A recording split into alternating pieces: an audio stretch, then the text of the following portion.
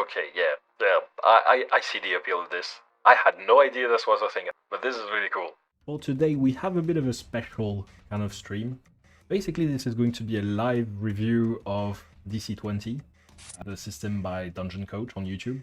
So this is going to be a bit experimental. Basically, the way I picture this is, if I happen to like what I see, which I think I will because I haven't read this system, but I've watched a bunch of Dungeon Coach's videos and I've been pretty impressed by what I saw. So if I end up liking this, then I'll be making a video about it.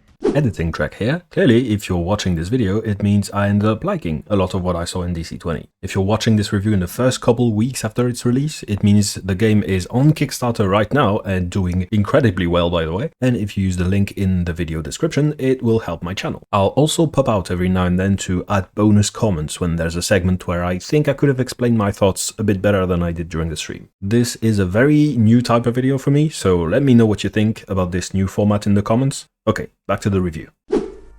This is very much a fantasy RPG in the same veins as D&D, etc. To my understanding, at least, it was created in response to the OGL nonsense from last year. This is not afraid to get rid of a lot of the legacy features of D&D. Look at it with a fresh new pair of eyes. The base stuff, and already we have something to talk about, I think, because I saw a bunch of videos about this. I have some thoughts, and yeah, let's talk about that. So in this system, first of all, you have only 4 attributes. We have might, agility, wisdom, and charisma. And one of the most important things of this system is this thing they call the prime modifier. Your prime modifier is always equal to the value of your highest attribute. You use your prime modifier as the primary bonus for checks involving attacking, casting a spell, or awareness of dangers around you. So I've seen a lot of debates online about this. So there's pros and cons, and it's a very interesting thing in terms of game design to me. So one way to look at it, which would be perfectly valid, would be to say you are going to start with a +3 in your biggest stat anyway. It doesn't really matter where it's gonna go. You're still going to get a +3 as your prime modifier, regardless of who your character is. So does it really matter? To my understanding, Dungeon Coach, the creator of this system, is a math teacher, so there's absolutely no way he doesn't know about this. He knows that your prime modifier is not really going to depend on your character build. So does that reduce the variety of builds, right? Can you not make a character who is quote-unquote bad? The other way to look at it, which I find interesting, in D&D, say you're making a barbarian. Because there's no prime modifier, probably going to have +3 to strength. Then because you have +3 to strength, when you go pick your skills, you're probably going to take a proficiency in athletics. So in D&D, one choice informs the next, but in a way where you very quickly end up with most barbarians looking roughly like the same character mechanically. If you've got especially cool players, they might decide to forego a mechanical bonus for the sake of getting to play a slightly more unique character, but at that point, you're having some variety in spite of the game's mechanics, rather than thanks to it. So DC20 decided, let's just get rid of all this baggage, and so every time it presents you with a choice, it's an actual choice. Every single option is valid. Okay, how do the skills work? Is there some interesting things here? The awareness skill uses your prime attribute. That's interesting. Yeah, you're an adventurer. You should be good at perceiving adventuring related things. Okay, so you get flat attribute checks. I have a bit of interesting game design for this. So here's the thing, right? In this game and in D&D and in a lot of games that work like this, you're gonna have might, and then you're gonna have athletics. So if your might is 3 and you have like 2 levels of expertise in athletics, you're gonna roll athletics with +7. So far, so good. Here's the consequence of this though. If you're rolling a flat attribute check, a DC of 15 is already going to be pretty hard. Whereas the same DC of 15 for a roll of +7, suddenly that is just kind of an okay check, right? If you have a very different scale for flat attribute checks than for skill checks, you're gonna have a different scale for difficulty classes as well. That makes things pretty difficult to convey to new GMs especially, because if you tell them, okay, yeah, dude, just roll DC 15 most of the time, which is generally good advice, right? If they apply it to a flat attribute check, or a skill check, that's going to be very different. One important note, here we are not talking about asking a player to make a skill check like stealth, for example, and then we realize that player doesn't have the corresponding proficiency, so they make a flat attribute check. In this case, we wouldn't want to change the DC. It would just be a very hard check for that player because they chose to do something their character is bad at. Here, what we're talking about is the situation where the player asks to do something which just doesn't really fit into any of the skills within the game. So nobody could select a proficiency in that thing to begin with. The passive skills, I'm just gonna say this before I read it. I've seen so many different takes on how passive checks can work or should work. Like, this is definitely a thing that 5e specifically probably doesn't give as much guidance as it should. Every skill has a passive value, which is equal to 8 plus all the bonuses. I don't want to go actually, but yeah, if it's a d10 plus all of the stuff, the 8 is actually pretty below the average. So that's an interesting choice. Like, you're always going to be better at rolling than at using your passive. That's an interesting choice. And again, he's a math teacher. I don't expect that this went past him. Yeah, this is a good way to skew the player behavior in the direction of, I want to actually roll dice. You know? When you are reduced to 0 hit points or lower, you suffer the following effects. You immediately gain 1 level of exhaustion. Okay, we're starting to see the hot takes taken. Okay, you can't spend more than 1 AP until the end of your next turn. Oh, so you can still act. It's kind of like Borderlands where you're just kind of downed. That is pretty sick, and I assume there's some stuff that costs more than 1 AP, so you're probably not going to be able to do everything your character would normally be able to do. Oh, and because it's negative hit points, that does also mean if you're at like -5 hit points, you're gonna need to get healed at least 6 hit points, which I'm gonna assume is gonna be pretty difficult in order to get back up. So that definitely helps with the whole yo-yo thing where people save their heals until you get to 0 hit points, because that's the most impact you could have as a healer. Multiple check penalty. Oh, that's the thing I had a story about. And I know there's a lot of people who have played the system in the chat. I'm gonna need to ask you some questions here, because there's a pretty famous game design story related to this. Back in the very early 2000s, there was this game, you might have heard of it, it's called World of Warcraft. It's like pretty indie. Is that game any good? I don't know. I've heard good things about it. Like, during the very first version of that game, they had something called, I think it was the exhausted penalty, where basically the way it works is if you played World of Warcraft for, let's say, 2 hours, I don't remember the exact numbers, you would get a penalty where all of the experience points you gained were halved. And people hated this. They took to the forums, they did what internet people did, and so Blizzard had to actually change it. And instead they introduced the well-rested bonus, which was basically the exact opposite, where instead, for the first 2 hours after you logged in, all of the experience points you gained were doubled. And then what they didn't tell people is also we have all of the XP in the game. So mathematically, the game was exactly the same. It was just the presentation, right? People suddenly liked it. Even though the math was exactly the same, right? You would gain levels at the exact same pace. You would have the same incentive to maybe sometimes log off the computer and play other games. And here we have an example of something where you do have a penalty. And I've seen this mentioned in the context of Pathfinder 2nd Edition, because Pathfinder 2nd Edition also has a multiple check penalty, where if you do the same action multiple times, you get a stacking disadvantage, or in Pathfinder it's a stacking, I think it's -5, correct me if I'm wrong. But I've seen a lot of people really dislike this. I understand the existence of this mechanic is very healthy, right? It encourages players to take actions which are more varied, but is the presentation of it a problem to you?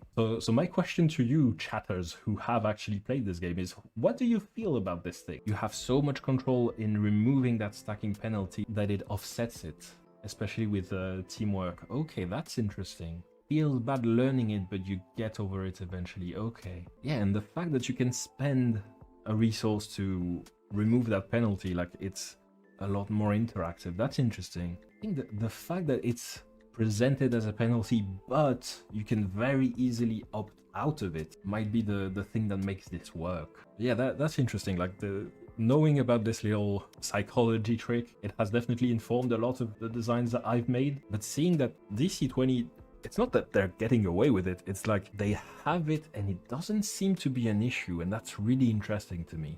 Like, I've seen people have issue with it with Pathfinder 2, but I haven't seen like negative feedback on it for DC20 specifically. There was a live play with some YouTubers on the Dungeon Coach's channel a couple months back. Like, I was paying so much attention to that. I was like, what do the players feel about that? Anyway, that's just me being a huge nerd.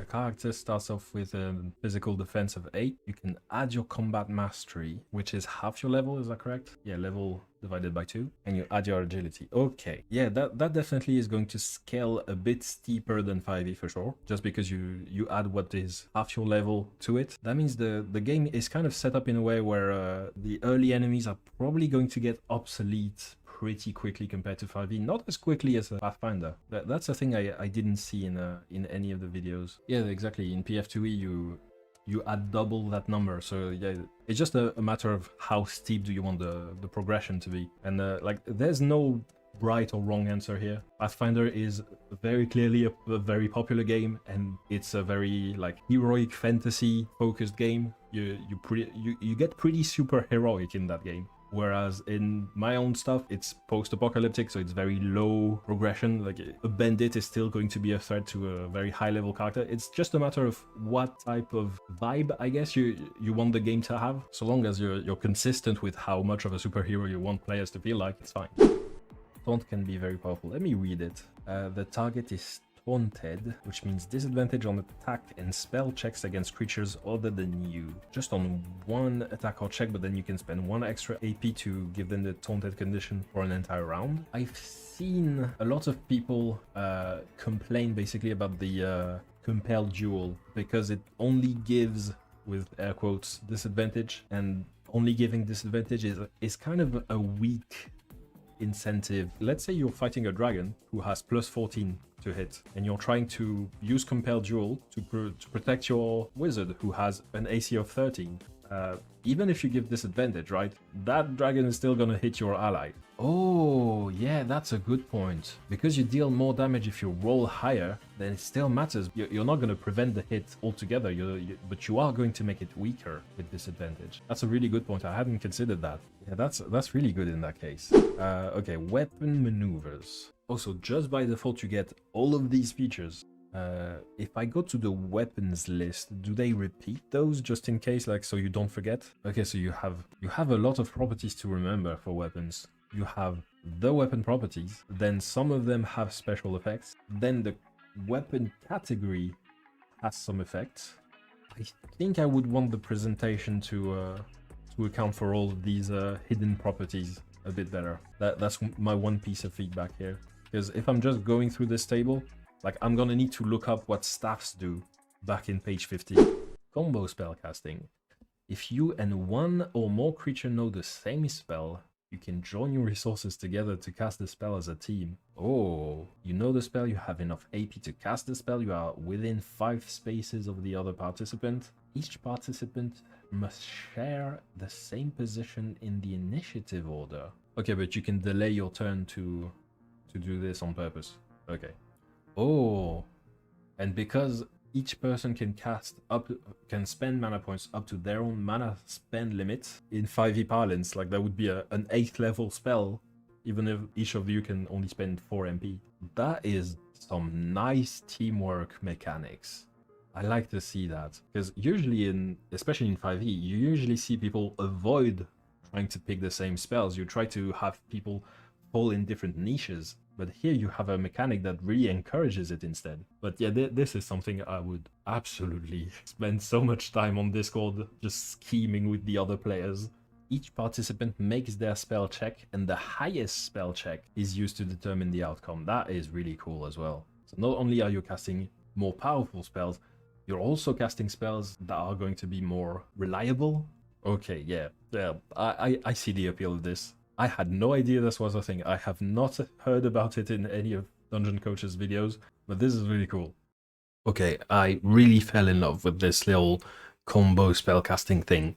There's a quote by Mark Rosewater which I really like. It goes something like, if there's a couple things people hate in your game, it's probably fine. When you should get worried is when there's nothing in your game that people love. And that's one thing where I think DC20 really stands out. If it was just 5e with the rough edges sanded, it probably wouldn't catch my attention.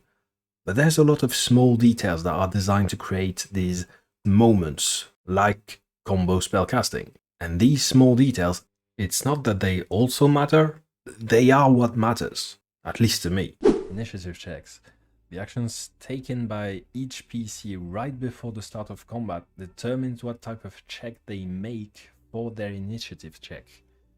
This could be an attack check, spell check, skill check, or even trade check.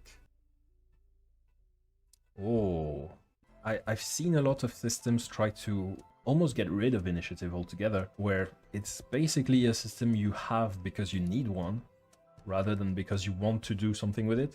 And the reason they do that usually is that if a scene goes into combat, like it's a really high intensity scene, and rolling for initiative, it can kind of break the pace of that scene. But here it kind of goes the other way, where it tries to still have this pause where you get to go, okay, this is what I'm doing the last few moments before combat starts, but make that pause part of the scene rather than a break. It's kind of embracing the fact that rolling initiative is kind of slow and trying to make up for it by just integrating it a whole lot better. You gain a +2, which also means you are more likely to deal more damage if you flank. I'm curious about the choice to do a +2, because that's probably the most popular house rule in 5e, the idea of making it a +2 instead of advantage. But the reason it is that in 5e you don't have stacking advantage, right? Whereas in this system you do. And because it's an action point system as well, it's not like movement is free in the way that it is in 5e. So I would totally be like completely okay with it being advantage here. Like, it feels almost like a legacy feature, except a legacy of 5e instead of a legacy of older editions. It still works. Like, obviously a lot of tables do this and it works perfectly fine. I'm seeing something which makes me really happy, or at least almost. We almost didn't get a stun condition. People don't like having no ability to spend AP. Yeah, but it can be rough when it's used on player characters, especially, or when it's used on a solo boss monster. Like, it's one of those things where it sounds cool to give players an ability to make such an impact on the game, but then it's a poison gift, because then you have to invent legendary resistances to account for the fact that players can do this. And same thing for players, right?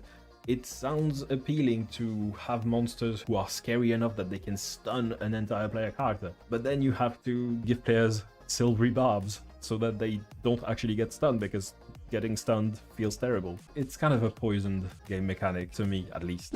Okay, back to editor track for the verdict. So, what do I think about DC20? Well, first of all, it's a work in progress, so that's how I think it should be judged. Are there a few rough edges? Sure. Right now, I would probably need a cheat sheet in order to remember all of the actions you can do, for example. But there's clearly a lot of love that's already gone into this thing, which gives me good confidence that those issues I have will get addressed if I just give this game a bit more time. But yes, what I have seen right now is extremely impressive, especially coming from such a small team. There's a lot of bold ideas which really challenge the status quo established by D&D, like the 4 action point system, the way attacks have degrees of success built in, or all of the many different ways DC20 encourages team play. Having these bold ideas wouldn't really matter if the execution wasn't good, but somehow DC20 always seems to stick the landing. It's not like it's just D&D with 4 action points. This 4 action point system creates a completely new design space, and DC20 really digs deep to find all of the abilities that can only exist and can only be fun if you have this 4 action point system. These ideas are not gimmicks. The amount of playtesting that went into them really showed when I was reading through this game. If I had to sum up what DC20 feels like, the unique flavor of good that I got from it,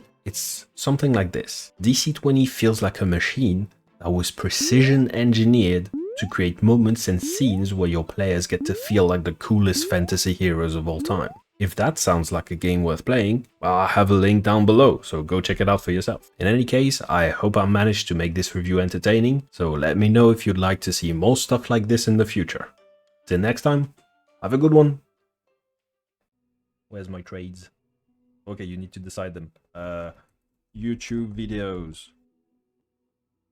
software, quoting smarter game designers than myself.